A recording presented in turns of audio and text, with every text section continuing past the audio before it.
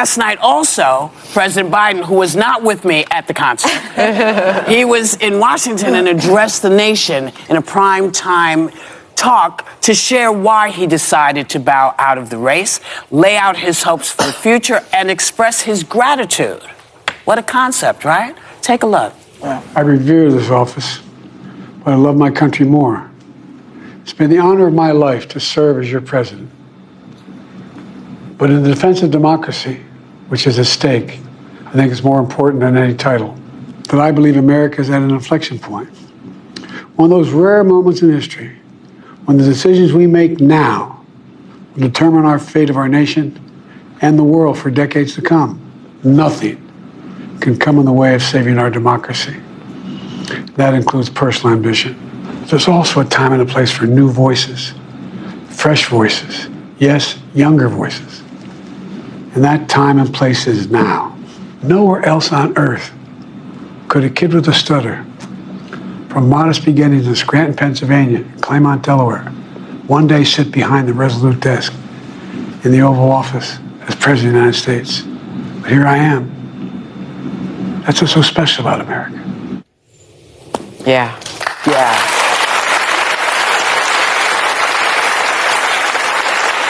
I think this speech will go down in the history books, but did it meet the moment that we are all living in right now? Oh, absolutely. It will go down in history. He's sitting behind the resolute desk in the Oval talking about a person from humble beginnings with a stutter getting to the highest office in the land. And the other one is making fun of stutterers. Exactly. And you know, stuttering is a speech disability. And he chose to be a professional speaker, put himself out there like that. I was so impressed at how presidential he is compared to the person that was in the Oval Office before him. I will also say, when he talked about newer voices and younger voices, 40,000 new voters registered 48 hours after Biden announced that he was stepping down and not seeking re-election. 40,000 people is a 700% spike. And of the new voter registrations, 83% were from people aged 18 to 34. That's good. And so exactly what he wanted to do, he did. Well, I loved it. And by the way, just as a point to that, Taylor Swift and Beyonce haven't even gotten really into it yet. Yeah. Well, kind of. They're part of it. Yeah. Well, what I loved is you always talk about the presidents and how much they serve, and it ages them. Like we see the pictures of George W. before and after, President Obama before and after. I look at President Biden and that debt of service that this office and all the decades of service have done for him. He was sworn into Senate just weeks after losing his wife and daughter in that car accident.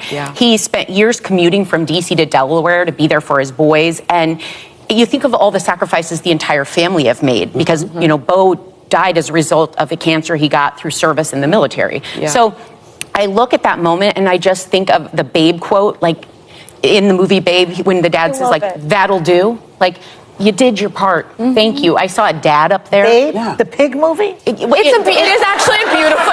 It's actually a beautiful line. Moment where he says, "That'll do." It is all like it's actually that'll do, pig. That'll do. Well, I thought if we added the pig part, it might be misinterpreted. It's pretty much like you've done your part. That'll do. And so I see right now as you're looking, Joy is finally. He's got 6 more months of duty in this term, but I want him to be able to sit back after doing so much for this country. And the contrast, I just have to point out, he's literally relinquishing power. That is happening. We look at President Biden after he stepped down. You know, there was a lot of riots that President Biden stepped down. He's too old.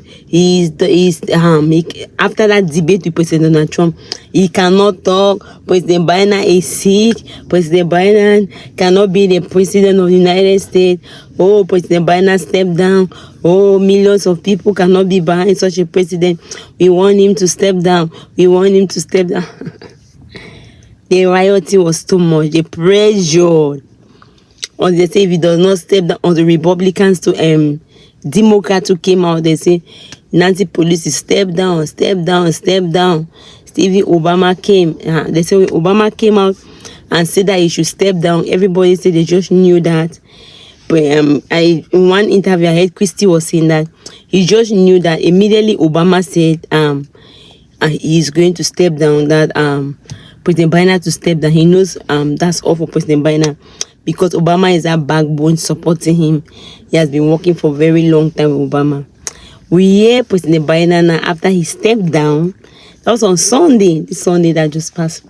In the morning, he just stepped down. Like during the day was around, after we closed church, Papa will look at it and say, President Biden, during the midday, he has stepped down. He has stepped down and he will give it to Harris. So he endorsed Harris to be the next candidate for the election. So it started all over and the nation changed completely. The women in the view were saying that immediately he did that, you had like 40,000 people voted again, young people from the age 18 to 24 years old. They added, they are supporting Harris.